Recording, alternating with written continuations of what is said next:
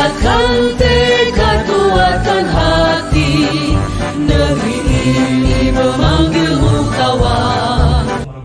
Waalaikumsalam. Terima kasih sebelumnya Pak atas kesempatan waktu Bapak. Saya langsung ke yang saya mau tanyakan Ya. Pak ya. Jadi ini ada tugas dari program guru penggerak tentang bagaimana Bapak mengambil keputusan yang mempertimbangkan nilai-nilai kebajikan gitu Pak. Yang diantaranya itu ada dilema etika dan rujukan moral di sana. Nah, pertanyaan yang pertama nih Pak, bagaimana Bapak dapat mengidentifikasi kasus yang merupakan dilema etika atau rujukan moral? Ya, baik, terima kasih. Sebelumnya terima kasih ya. Jadi untuk mengetahui mengidentifikasi mana dilema etika dan mana rujukan moral sebenarnya gampang sekali sebenarnya. Kita melihat karena kalau kita kembali ke pengertian dilema etika itu adalah apabila kita ingin mengambil keputusan apabila itu adalah ada kasus itu benar dan benar. Ya. Jadi kalau rujukan moral ini kan benar salah. Sangat gampang. Jadi kita bisa mengidentifikasi dengan bahwa kalau itu pada saat kita menilai kasus itu bahwa itu ada kedua-duanya benar, berarti itu masuk dalam dilema etika. Dan kebalikannya juga seperti itu. Baik Pak, kemudian bagaimana Bapak menjalankan pengambilan keputusan di sekolah Bapak, terutama untuk kasus-kasus di mana ada kepentingan yang sama-sama benar ya seperti Bapak sampaikan tadi gitu Pak. Ya, kita tidak menyangkal bahwa setiap instansi terutama instansi di unit sekolah itu pasti ada masalah. Nah, ada dilema seperti itu sering dan sudah sering saya dapatkan itu. Nah, caranya adalah bagaimana kita itu ada step-stepnya sehingga nanti apa yang kita hasilkan itu tidak sangat merugikan yang mengalami dilema ini.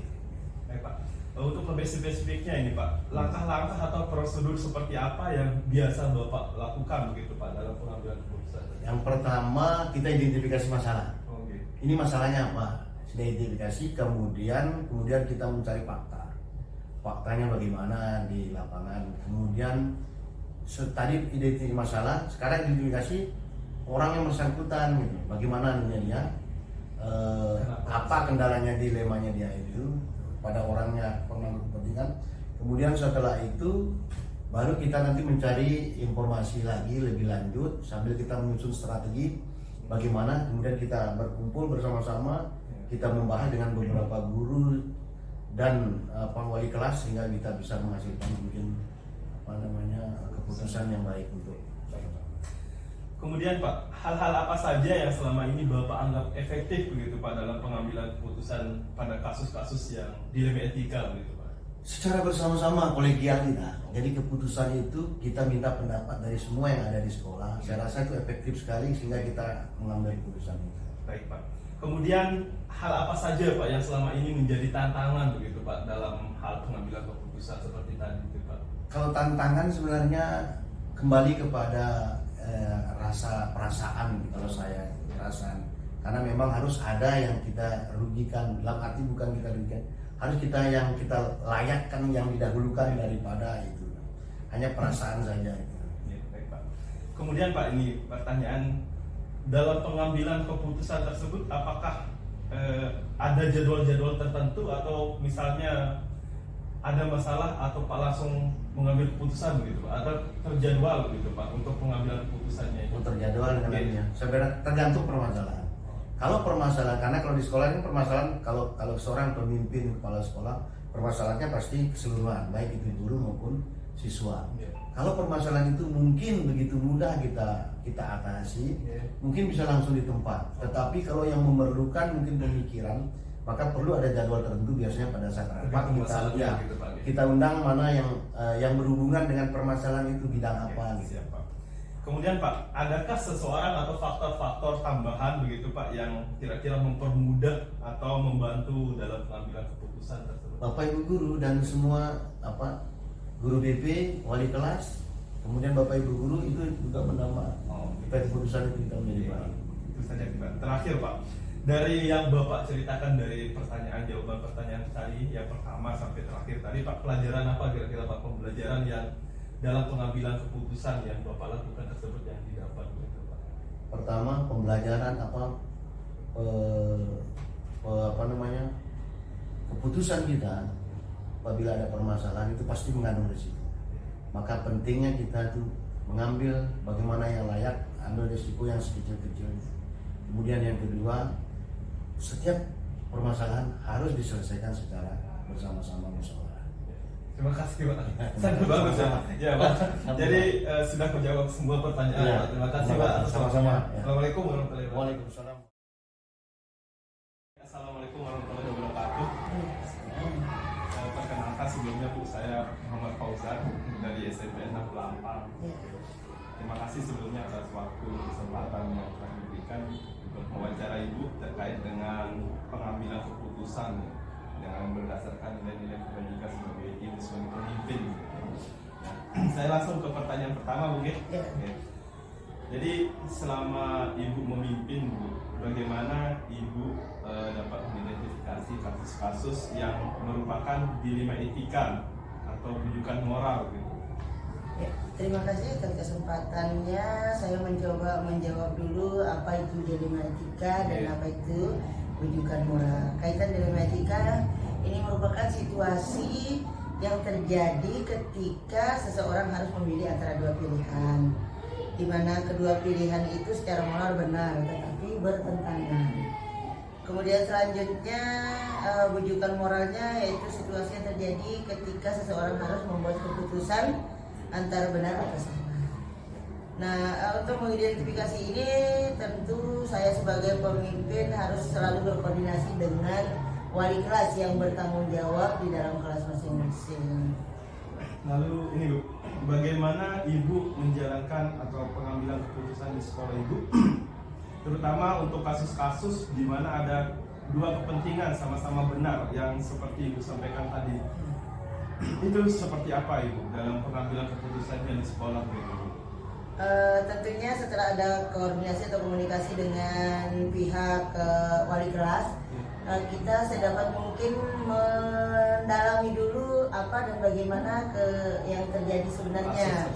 Iya, kasus itu terjadi, kemudian setelah itu kita memanggil anak atau yang bersangkutan yang yang diidentifikasi dalam kasus tersebut. Berarti ada koordinasi dengan wali kelas Ya, betul, seperti itu. Ya, ditanyakan dulu benar-benar kejadiannya. Oke, Bu, lebih spesifiknya Bu, langkah-langkah atau prosedur seperti apa yang Ibu lakukan selama ini? Seperti tadi mungkin ya. Iya, prosedurnya tetap seperti itu. Kita tetap ada koordinasi dengan, termasuk juga dengan guru-guru kelas yang lain. Kemungkinan di situ akan ada kasus yang sama, sehingga kalau ada kasus yang sama kita bisa satu kali jalan setelah berkoordinasi dengan wali kelas kemudian memanggil anak-anak. Lalu Bu, saya lanjut. Hal-hal apa saja yang Ibu anggap efektif gitu dalam pengambilan keputusan kasus-kasus seperti yang tadi Ibu sampaikan, misalnya kalau ada sesuatu yang efektif? Yang efektif, iya itu sih termasuk salah satu usaha saya, memahami dulu kasusnya kemudian memanggil wali kelasnya, kemudian selanjutnya kita langsung memanggil anak yang terdampak dalam kasus itu yang telah diidentifikasi, baru disampaikan pemahaman gitu. Nah, dalam penyelesaian atau pengambilan keputusan tersebut, Bu, apa kira-kira yang sering menjadi tantangan gitu Bu, dalam pengambilan keputusan tersebut? Begini ya, selama saya di sini tantangan yang paling berat kadang-kadang di orang tua justru merasa tidak menerima, itu sih tantangan. Tetapi setelah diberikan pemahaman, akhirnya tantangan itu bisa teratasi. Oke, nanti ada diskusi dengan. Iya, tetap ada diskusi ya. Baik Bu, apakah Ibu memiliki sebuah jadwal tertentu gitu untuk menyelesaikan kasus atau mengambil keputusan tersebut, atau langsung di tempat gitu, pengambilan keputusannya langsung di tempat, atau memang ada prosedur yang Ibu lakukan atau terjadwal gitu untuk menyelesaikan kasus tersebut?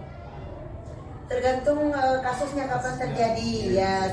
Seandainya kasus ini terjadi hari ini, maka hari ini harus kita selesaikan. Tentunya tetap ada komunikasi dengan guru kelas dan anak-anak tetap untuk dijadwalkan dah ya.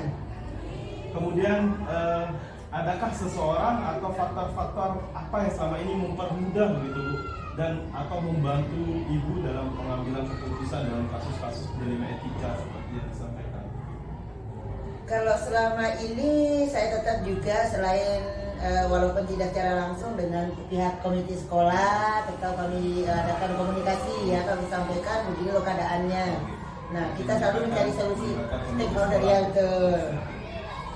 Oke Bu, itu saja sebenarnya Bu, intinya. Kemudian dari yang semua yang Ibu sampaikan tadi Bu, pembelajaran apa yang kira-kira Ibu petik dari pengalaman pengambilan keputusan tersebut? Nah, tentunya ada kerjasama, komunikasi yang baik, ada keterbukaan dengan guru dan anak-anak.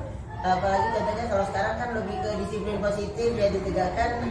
Kita tidak harus memberikan sanksi, tetapi mengajak bagaimana anak itu bisa kita pecahkan masalahnya. Terima kasih Bu. Ya. Jadi itu Ya. saja sebenarnya yang ingin kita gali begitu Bu. Ya. Jawaban Ibu sangat bagus gitu. Dan itu tentunya menjadi pembelajaran juga buat kami Ya. kedepannya yang para guru penggerak ini Bu. Alhamdulillah Ya, jika itu semoga- bisa ya, semoga bermanfaat. bisa nantinya seperti itu Bu. Iya. Kita ayo terima kasih Bu. Oh iya, siap. Terima kasih. Assalamualaikum warahmatullahi wabarakatuh. Waalaikumsalam.